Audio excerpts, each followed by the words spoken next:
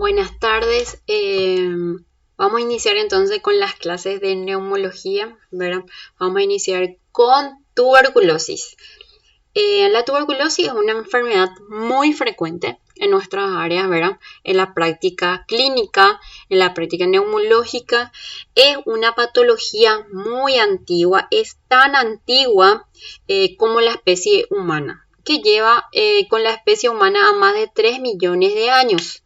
Es una enfermedad causada por una bacteria, entonces es una enfermedad bacteriana, es infectocontagiosa y está causada por la bacteria denominada Mycobacterium tuberculosis, que afecta principalmente a los pulmones, pero también puede afectar a otros órganos, ¿verdad? Excepto a las uñas y el cabello. Después, todos los órganos que se puedan imaginar. Puede afectar los ojos, puede afectar la boca, puede afectar la laringe, las cuerdas vocales, el corazón, los pulmones, lo más frecuente que como ya dijimos, los ovarios, el útero, las bolsas escrotales, el epidídimo.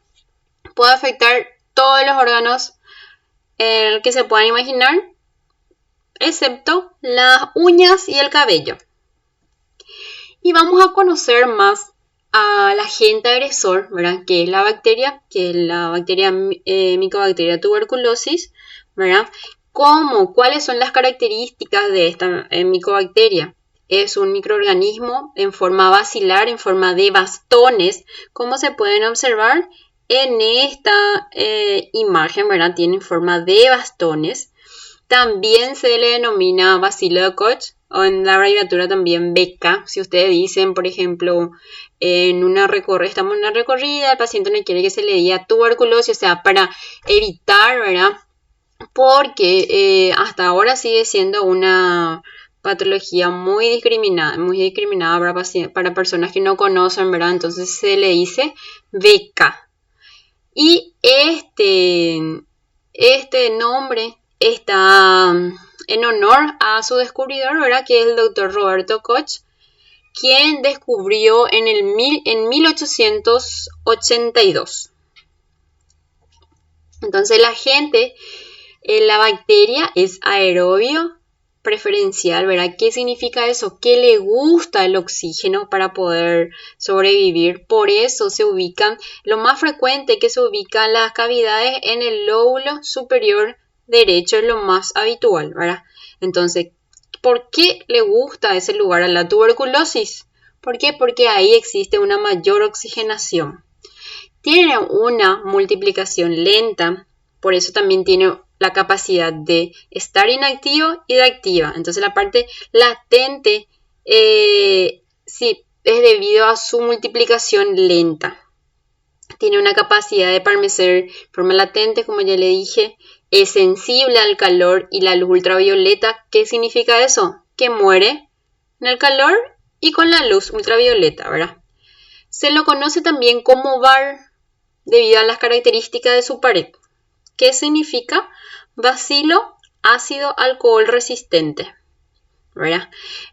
Por su propiedad de resistir al ácido y al alcohol por medio de los lípidos de su pared. Son capaces de multiplicarse extracelularmente y resistir a la fagocitosis de los macrófagos.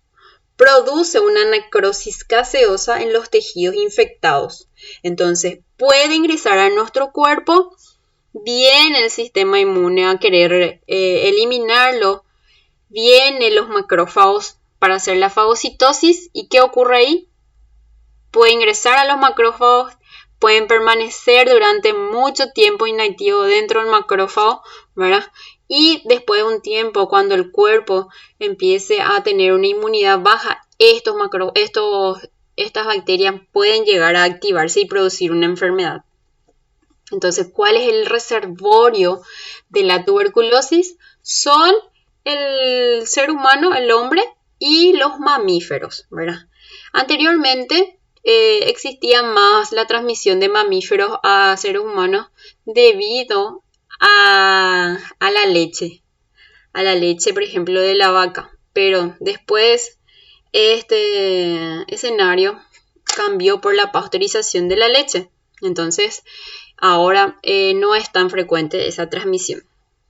Entonces, la fuente de la infección más común es el catarro que expulsa al paciente enfermo, de los individuos enfermos. Entonces, con la afectación pulmonar son la fuente de infección más importante.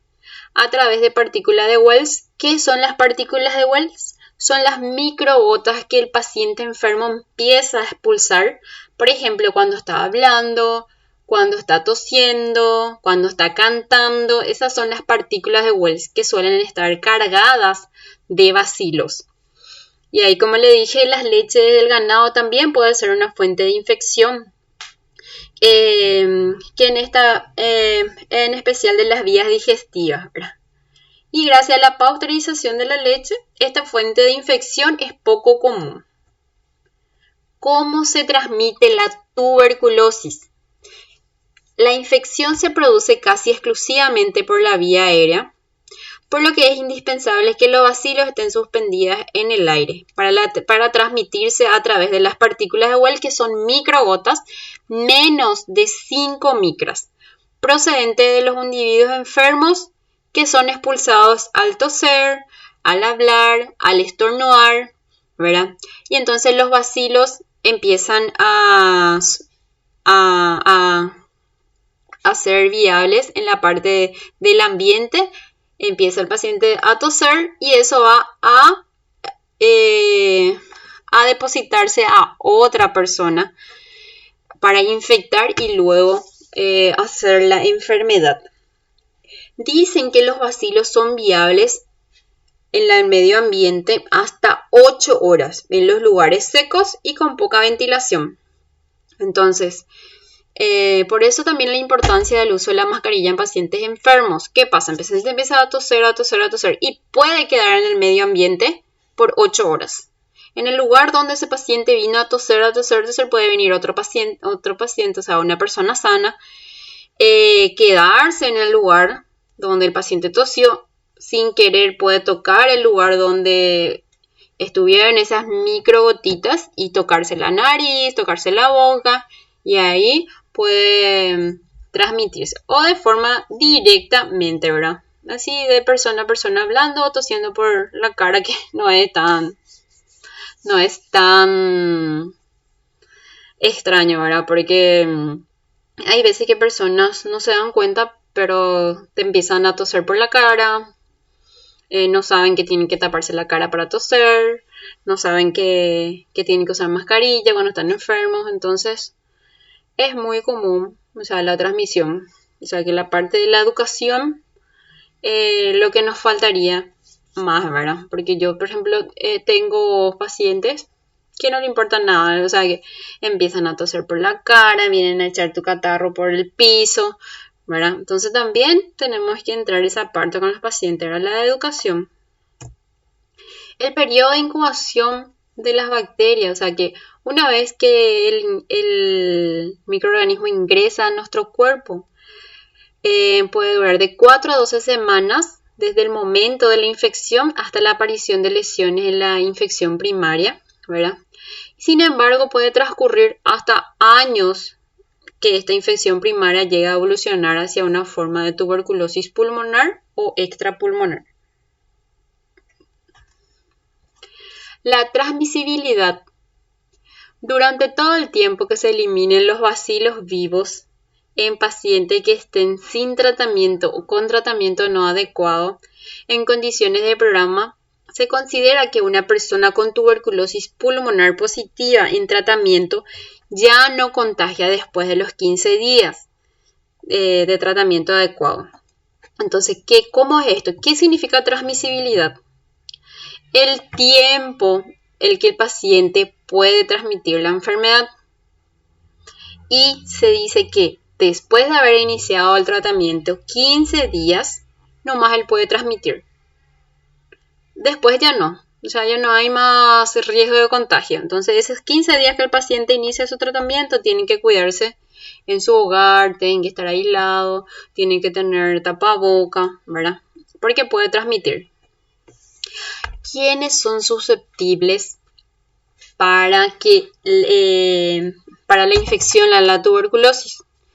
Todos los seres humanos somos susceptibles a infectarnos en la tuberculosis. Yo misma puedo estar infectada de tuberculosis, pero no estoy desarrollando la enfermedad, ¿verdad? Porque para desarrollar la enfermedad tengo que tener una inmunidad un poco más baja, ¿verdad? Por ejemplo, me puedo agarrar diabetes y desarrollar tuberculosis, ¿verdad? Pacientes que tienen, por ejemplo, VIH, pacientes que están tratados con enfermedades renales, con corticosteroides, los más nutridos, los pacientes que fuman, ¿verdad? Ellos tienen un alto grado de desarrollar la enfermedad, pero son susceptibles a la infección todos los seres humanos, ¿verdad? Bueno, entonces, lo que yo quiero que ustedes queden bien claro que la infección no es lo mismo que la enfermedad, ¿verdad? Porque la infección puede estar en todas las personas, pueden estar en los médicos, pueden estar en las personas que conviven con él, ¿verdad? Pero tiene que haber un factor que inicie la enfermedad. Bueno, y la infección primaria también, por lo común, pasa clínicamente inadvertida, o sea, desapercibida, apareciendo solo una susceptibilidad a la tuberculina entre las 4 a 8 semanas. Las lesiones primarias generalmente se vuelven inactivas sin dejar alteraciones residuales, excepto calcificaciones de los ganglios linfáticos pulmonares o traqueobronquiales, que es también muy frecuente en la parte clínica. En el consultorio clínico viene un paciente con su radiografía y ve una calcificación, ¿verdad? Una calcificación, un nódulo calcificado, puede ser una infección primaria que quedó, ¿verdad? Residual. Entonces hay que ir controlando, ¿verdad? Para ver si tiene modificación en el transcurso del tiempo. Y este complejo primario también puede evolucionar hacia la tuberculosis pulmonar o la diseminación linfohematógena de los bacilos con invasión miliar, meningia o en otra localización extrapulmonar. Sin embargo, la infección frecuente adopta una forma latente que más tarde puede transformarse en enfermedad activa, casi siempre en los pulmones. Entonces, ¿cómo ocurre la transmisibilidad? Se transmite de persona a persona, ¿verdad? Por las gotitas de Flöger, ¿verdad? Que es expulsada por el paciente enfermo, ¿verdad? Entonces, el paciente enfermo pasa las gotitas, infecta a la persona, de ahí de 6 a 8 semanas puede haber la infección primaria, ¿verdad? Puede haber la infección primaria. Después de pasado el tiempo, puede enfermarse la paciente cuando la inmunidad está baja, ¿verdad? Entonces, la infección por tuberculosis, también llamada primoinfección tuberculosa o fase latente, significa que la bacteria, o sea, que la micobacteria tuberculosis ha ingresado a nuestro organismo, pero la infección no se ha activado, de modo que no presentan signos o síntomas, por lo que no hay una transmisión entre las personas.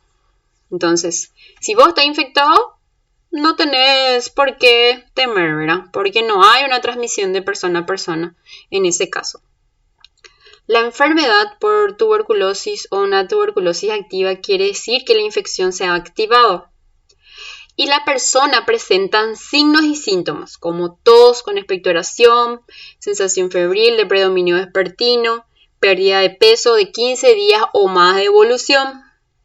Si la enfermedad se localiza en los pulmones, es transmisora de bacilos de la tuberculosis a otras personas. Y si está la tuberculosis activa, no se trata, puede llegar a ser mortal o dejar secuelas en la parte pulmonar, ¿verdad? La parte pulmonar, los otros órganos, ¿verdad?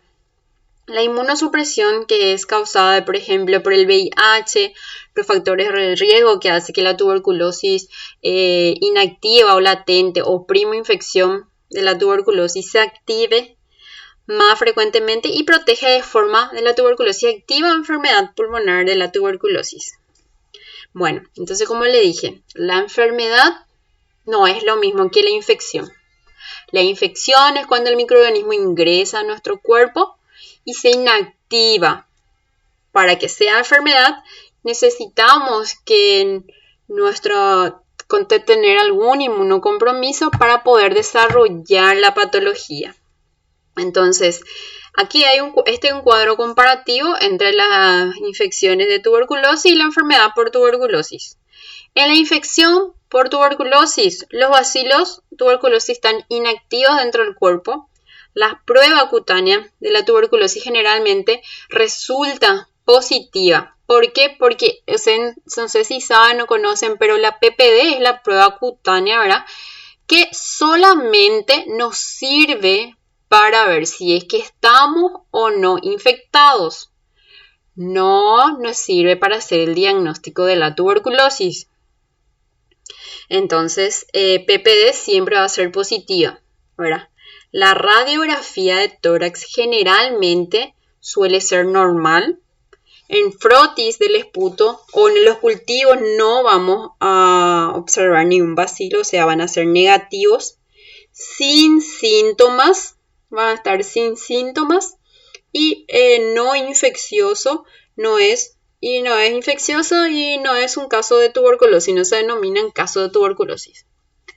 Y en pacientes con enfermedad de la tuberculosis, los bacilos tuberculosis están activos en el cuerpo.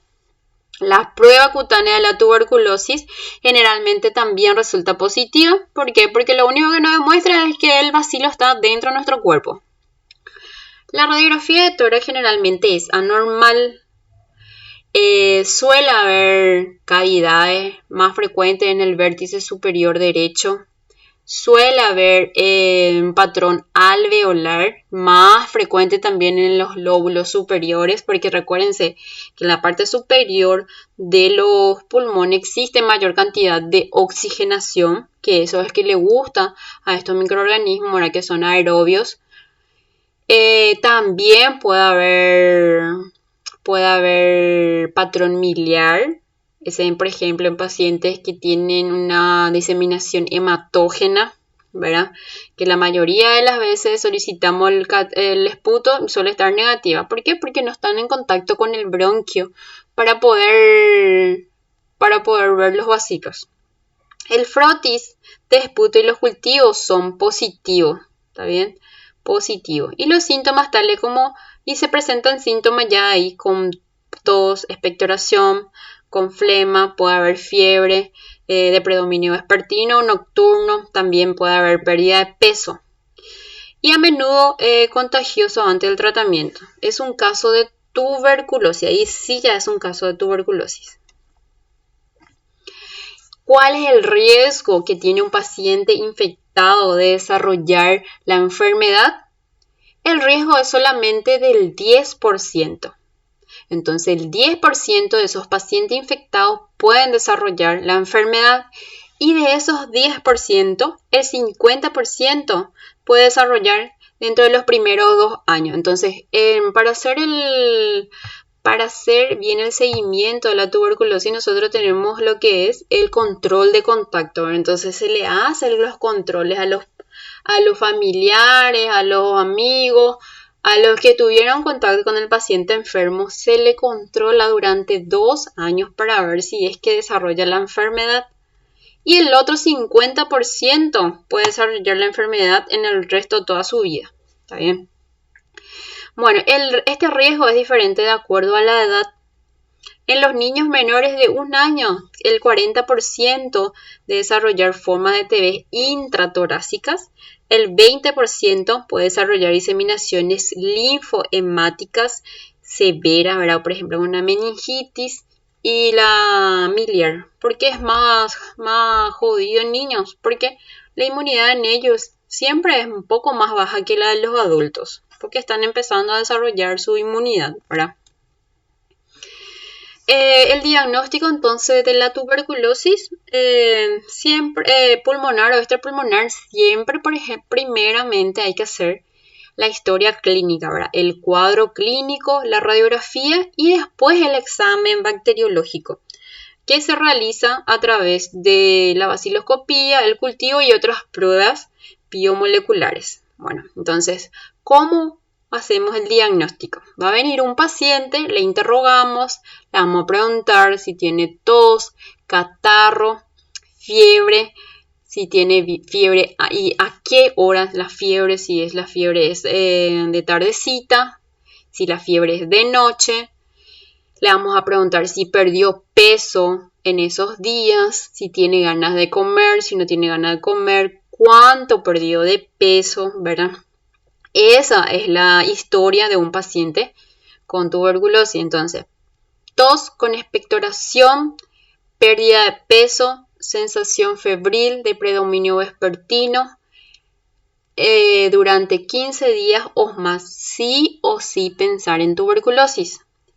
El examen bacteriológico es de mayor importancia y está constituida por la baciloscopía, que es el frotis del esputo. El cultivo es lo que es la prueba gold estándar para hacer el diagnóstico, pero te lleva muchísimo tiempo. Pueden llevar de 2 a 3 meses. ¿Por qué dura tanto tiempo? Por el tema de que no se olviden que la micobacteria en tuberculosis tiene un crecimiento lento. Y las pruebas de biomoleculares, que es el GeneXpert, ¿verdad? Que es una PCR en tiempo real, ¿verdad? Que tiene sus indicaciones específicas. No le vamos a pedir a todo el mundo, ¿verdad? Le vamos a pedir a pacientes seleccionados. Este estudio para realizar aquí en nuestro país, en Paraguay, solamente existen en 2 laboratorios. En el laboratorio central, que es el laboratorio que está ubicado en Asunción, y en nuestro hospital, el Hospital Regional de Ciudad del Este. ¿Por qué están ubicados ahí? Porque nosotros somos el departamento que más casos de tuberculosis tenemos. Bueno, y para que el laboratorio tenga resultados confiables, también es necesario tener una buena muestra. Una buena muestra, ¿qué significa? El paciente que la muestra provenga, ¿verdad?, de las vías respiratorias, y también tiene que estar identificada el lugar de donde se recolectó la muestra. Otra cosa, hay que explicarle al paciente cómo tomar la muestra, ¿verdad? Si tiene que tiene que estar en un lugar aireado, soleado, tiene que estar solo. Él tiene que provocar los cuadros de tos para poder expulsar y cargar dentro del frasquito estéril. Anteriormente se solicitaban 3 muestras seriadas de esputo. Uno al momento, o sea que por la mejor se hacía ese tipo de recolección, porque la mejor muestra de esputo es la de la mañana, ¿verdad? En ayuno en la mañana, ¿verdad? Pero se vio que en la práctica clínica, cuando le dábamos el frasquito al paciente, se iban, le decía que tenía que expectorar al despertarse, el paciente ya no volvía. Entonces eso ahora cambió por ese motivo. Se cambió, ¿por qué? Porque ahora ya son solamente 2 muestras.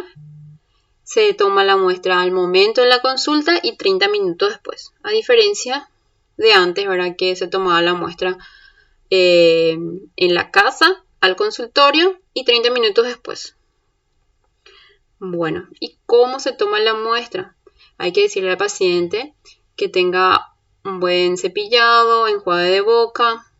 Hay que producir la tos, que esa tos tenga que expectorar en el frasquito. El tiempo también no debe pasar de 24 horas de estar estacionado. Y eso, ¿verdad? Entonces, los tipos de muestras donde se puede analizar la tuberculosis. la Mycobacterium tuberculosis son estas, ¿verdad? Pueden ser pulmonares o las extrapulmonares. Las pulmonares pueden ser el esputo, que es el catarro, el lavado broncoalveolar, que se toma a través de un estudio que se denomina fibrobroncoscopía. Ese estudio es como una endoscopía ahora, pero es en la parte de las vías respiratorias. Se introduce una camarita por la fosa nasal y ahí avanza para las vías respiratorias, va a la tráquea, y donde vemos alguna lesión en la tomografía o algo en los lóbulos, inyectamos suero fisiológico y se vuelve a aspirar. Y eso se analiza, ¿verdad? Ese es el lavado broncoalveolar. El aspirado traqueal se puede hacer en pacientes intubados, se puede hacer en pacientes también con la fibrobroncoscopía, ¿verdad? El lavado gástrico se utiliza más en niños. ¿Por qué? Porque ellos al toser empiezan a tragar su catarro. Y sería, o sea, se le hace el lavado, y el paciente tiene que estar internado, se le coloca una sonda nasogástrica y de ahí se le aspira y se le colecta la muestra. O también se puede hacer por una biopsia pulmonar.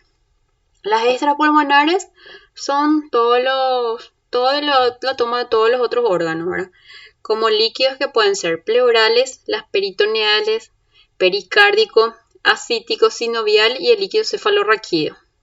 Las secreciones pueden ser ganglionares, óticas y abscesos. También se puede analizar la orina y las biopsias de tejidos extrapulmonares.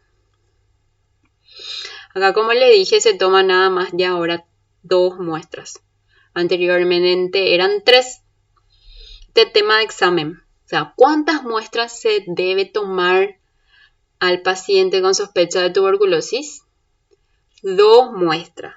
La primera muestra debe ser tomada en el momento de la consulta, cuando el médico o otro personal del equipo identifica el sintomático respiratorio, significa SR. ¿Qué significa un sintomático respiratorio? Tos con expectoración, sensación febril de 15 días o más de evolución. ¿Está bien? O un caso presuntivo de TB. La segunda muestra debe ser tomada 30 minutos después de la toma de la primera muestra. Se recomienda tomar líquidos, caminar en dicho periodo para poder producir más la expectoración. Y acá, como ya vimos, los tipos de muestras utilizadas para la baciloscopía, el cultivo y el GeneXpert. En la parte pulmonar se solicitan baciloscopía y cultivo en esputo, en lavado broncoalveolar, aspirado traqueal, aspirado gástrico, biopsia pulmonar.